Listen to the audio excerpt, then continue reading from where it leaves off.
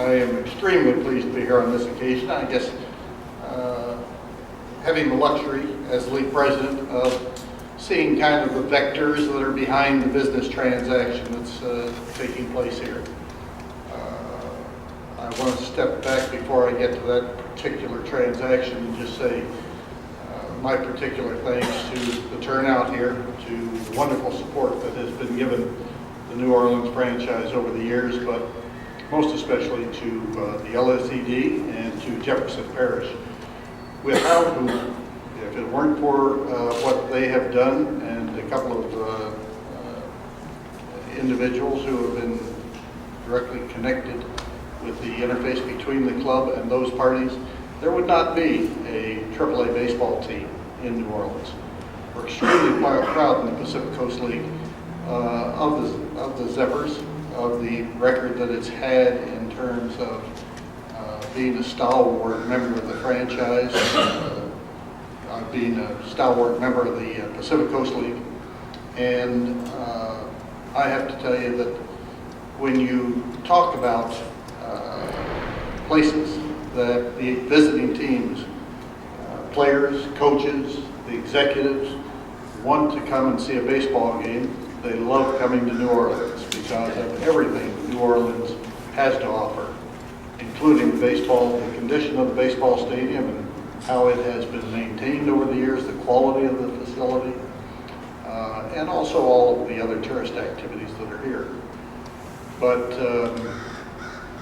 the reality of this moment is that we have had an owner who has been one of the finest owners in minor league baseball, one of the finest owners the Pacific Coast League could ever want to have, in Don Beaver, and I want to thank him for all the commitment that he has had over the years.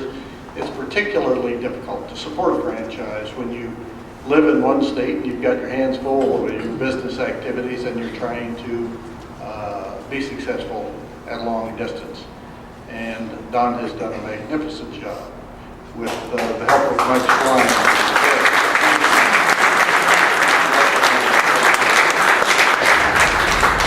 But he's further recognized that his time is going by, that this is an opportunity for change, an opportunity for progress. And so I think the act of selling 50% of the club is one that can be seen very positively from a couple of regards. First, that Don is not selling this club. He's not getting rid of this club. He is holding on to half of it, which underscores Don's confidence in the future of the New Orleans Zephyrs. The other is that in selling 50%, the person that he has chosen to pick out, or chosen to have the authority passed along to, I won't get his name wrong, because it is true that I've known him most of his tenure in minor league baseball. But Lou Schwechheimer is as highly regarded an individual in the operation of a minor league baseball team as you can find in the game, irregardless, AAA, AA, Class A, Rookie League, whatever you want to say. And if you have any background in ever having attended a game in Rhode Island, in Pawtucket, you will know that it is a first-class experience. It has been a magnificently operated franchise. And if you go anywhere in New England where there are dozens of minor league franchises, but if you say minor league baseball in New England, the Paw Sox immediately jump to the mind of about everybody. It's Red Sox Nation, of course, up there, and the Paw Sox have had that luxury of that affiliation. But it's been a magical franchise, and magical franchises don't happen by accident.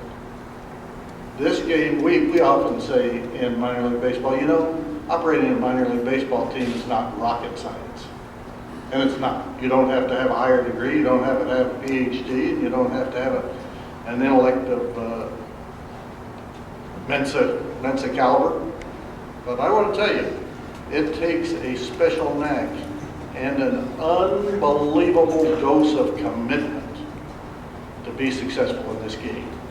Without a stick-to-itiveness that kind of overshadows most other jobs that I know of, you are not going to run one of the super franchises in minor league baseball. And my dear friend, I take the luxury of referring to him this way, Lou, with not some small support from his wife Jane, I hope Lou's going to give you your due moment, has accomplished it in Pawtucket. So the Pacific Coast League sees this transition of Lou becoming the general partner of the New Orleans Zephyrs as an auspicious moment in the history of our league. And we are very much looking forward to not an instantaneous change in the way this club doesn't need an instantaneous change. Mike has done a superlative job of staying at the helm and expending extraordinary hours. But there's always the chance that comes with a franchise that has been as successful as the Paw Sox, that the magic of having run a franchise to that degree of success will come along with the operation. And that is certainly the expectation that the Pacific Coast League has here. And without any hesitation or doubt, we can say that. So it's really an honor for me to be here. I want to thank every one of you who has taken the time to come out and be part of this. But it's my pleasure to introduce to you Mr. Lou Schwechheimer.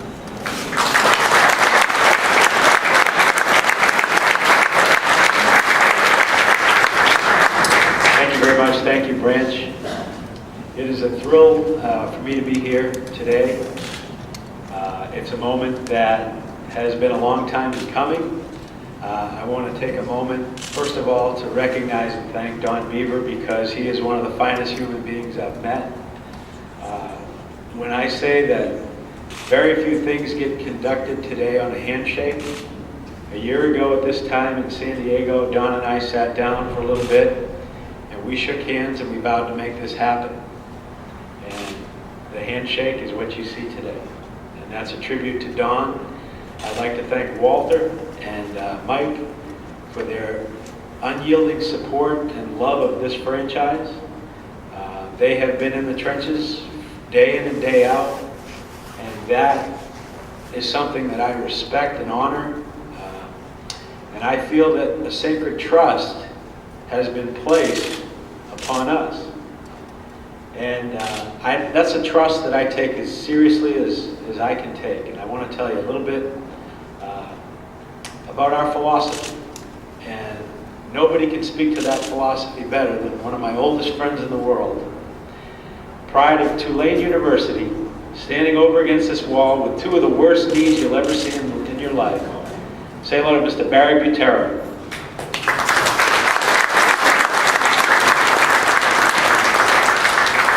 Barry and I go back to 1979 when I was an intern from the University of Massachusetts, trying to work my way in as an unpaid kid at the Pawtucket Red Sox. I spent that first year broke, no car, and guys like Barry Butera took me under his wing and showed me the way, and would buy me a sandwich, treat me to lunch, and make me feel like I belonged even though he was the star of our team. And that's a tribute to Barry, and that's a tribute to a son of New Orleans, because that's the kind of community I'm moving into. And I'm thrilled to be a part of it. And I will never ever do anything to dishonor the trust that that man has given me. He gave me my start in this game by taking me under his wing. And from that moment, working as an unpaid intern, I had a chance to go up to the food chain and live the American dream. And I want to thank Brian over here for coming. You know, we have a sacred trust to the Miami Marlins, and that is to provide the absolute best working conditions to get the young athletes that are coming through the Marlins system to fulfill their dreams of going to the big leagues. You know, I've been blessed to be in an organization for 36 years of my life. We've had success. Our success hasn't always been measured on the field. We don't judge our success at the minor league level by wins and losses. It's nice to win championships. There's nothing more magical than hosting a trophy and designing a championship ring. But truthfully, at this level, our job is to prepare the Miami Marlins to win their World Series championship. And I will promise you, we will do everything in our power to make this ballpark home to all the players and in a setting that they will love to show up at work every day. I make that same commitment to this wonderful staff, who will all be in place as we prepare for our future. This is a staff that's worked hard and tirelessly, and this is a staff I look forward to working with and building something extraordinary for the coming years. With that said, I think just briefly, my organizational philosophy, we've had a lot of success through the years. It's a we business. Nobody in this game does anything by themselves. And I'm thrilled to be able to build a staff here that will, with Mike's assistance, with Walter's input, with Don's guidance, will build the best staff in minor league baseball. And I said to Branch, as you look forward to the coming years, I want you to know one thing. New Orleans will be in the top tier in attendance, because this is a great town. This is a resilient town. This is a magical town. And Barry and I would talk for a year, and Barry would say, you don't know how many baseball fans there are in New Orleans. Everybody thinks this is a football town. Everybody thinks now that the NBA is here, it's a basketball town. This is a sports town. And I can promise you, this ballpark will come alive. And we will provide first-class family entertainment where families can come out with their kids, where grandparents can bring their grandkids to their first game, where young couples can go on their first date. It'll be a family place, and we only ask the fans of New Orleans one thing: just come once. Let us earn your trust one time, and I promise you, you'll be back, because that's what we're all about. We're about building a dream factory. It's about a dream factory for the players that are coming up through, and it's a dream factory for this community to sink your teeth in and support. And a good friend of mine said, blessed are the free, for they will be invited back. And when Walter said, I'm rolling the trains out to shut you up, he meant it. But I will tell you this, it's an honor for me to be here. My wife Jane, who's been there from day one, we share the enthusiasm of taking this glorious franchise and bringing it to the next level. And that's what we set out to do. So thank you very much. I appreciate the welcome. I'm honored to be here, and I look forward to answering any questions you might have at this time.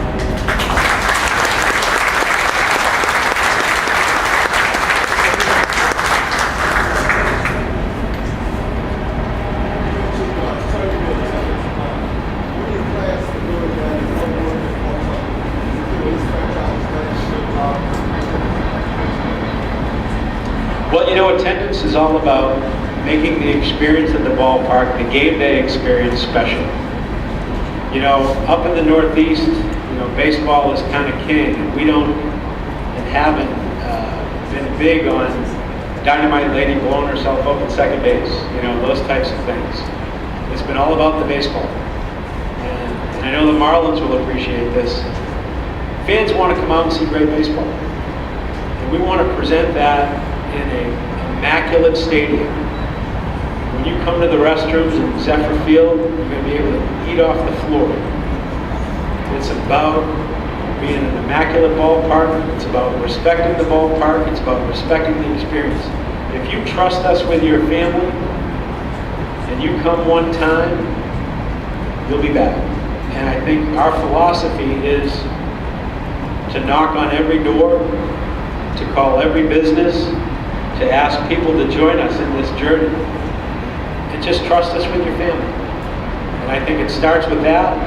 I think the product is all about first-class family entertainment, and I think it's about having fun with a great promotional schedule. I know Mike and his staff have done a wonderful job with the promotions, whether it's fireworks, whether it's theme nights, and we'll continue to do those. We'll build on those. One of the things I was proudest of when we were in Pawtucket was starting a Boy Scout sleepover. and where we had 1,000 tents on the field for the Boy Scouts, and then we expanded into the Girl Scouts, and we expanded into the youth groups, and it really built camaraderie in the community. It built a wonderful event, and those events build on each other year over year, and they've been caught. I think we're good at the game day experience. We're proud of what we have to offer, and we'll continue to try to be the most imaginative, respectful, passionate front office in the game. It's all about passion. This is my 37th season, and I can honestly tell you, I have a young daughter who's off to Roanoke to play lacrosse. And I said to her, every day I drove her to school for years, find something you're passionate about. And for me, 36 years later, I've never once got up in the morning and go, shoot, I gotta go to work. Not one day. And I can't wait to get started.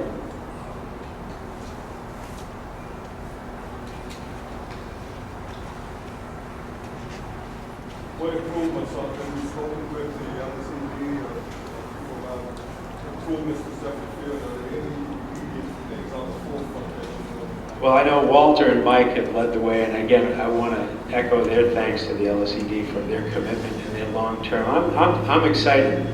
We're going to be here. We're going to make improvements together. Again, I come from a ballpark that was built in 1942 by FDR. And as I walk around this ballpark, I look at, it's a beautiful ballpark.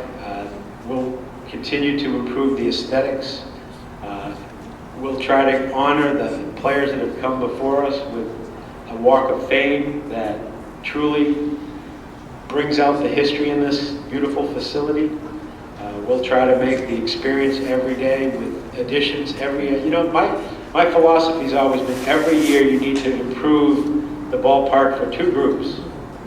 Every year you need to do something to make the experience in the ballpark better for your players, and you need to make the ballpark better for your plans. And I can promise you, keep track. Every year we will do something to improve this ballpark for the players and for the fans. Yes, sir. First, thank you. Thank you so much for coming to New Orleans.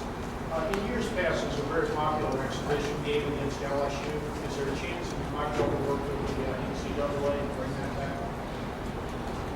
I would love to do that, and every other event. We've talked about, one of the things I'm big on is being an inclusive organization. Up in the Northeast, McCoy Stadium sits 12 miles from Foxborough, and they have a pretty good football team in Foxborough. Although last time they came to New Orleans, they got their butts whipped, I think, if you remember that.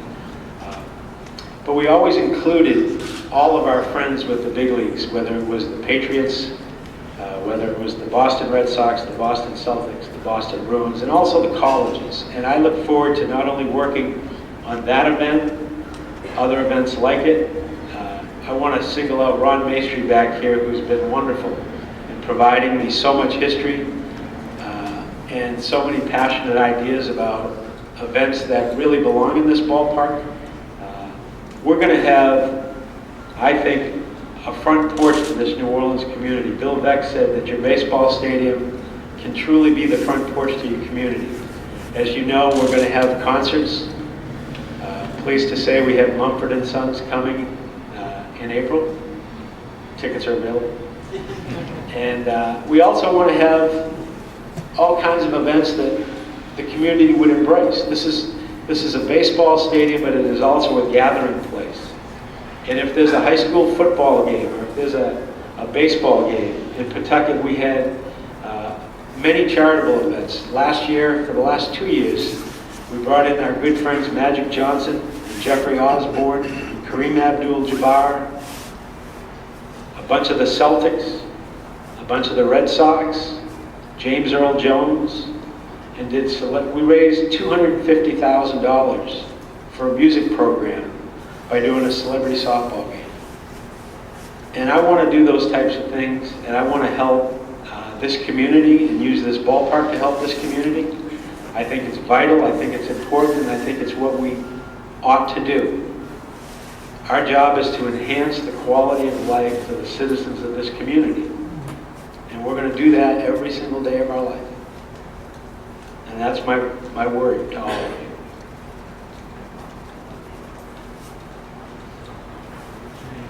I will say one more thing. Ted Williams, back in the day, we used to tell stories, and we were catching up early to tell him stories today. My first job with the Red Sox was as a 20-year-old kid with a big mop of hair, was to take Ted Williams everywhere. And Ted Williams would always make sure I got back to the ballpark early to watch Barry Butera hit. And Barry Butera had a sweet swing. But if you know Barry, he's got probably the worst knees ever. And Ted Williams used to say, Barry, if you had your swing and Lou's knees, you'd be in the Hall of Fame.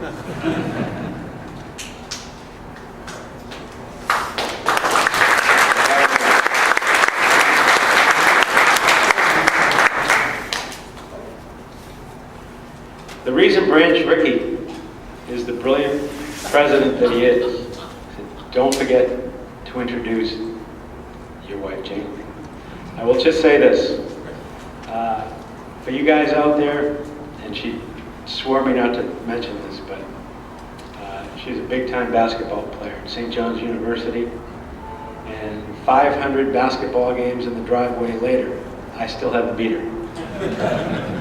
But my wife Jane has been there every step of the way, and I thank her for that.